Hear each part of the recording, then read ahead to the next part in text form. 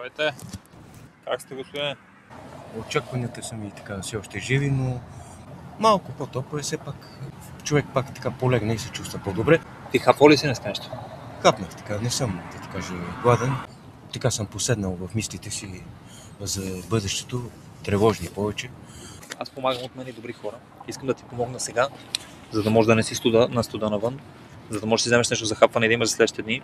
На 500 лева искам. Благодаря.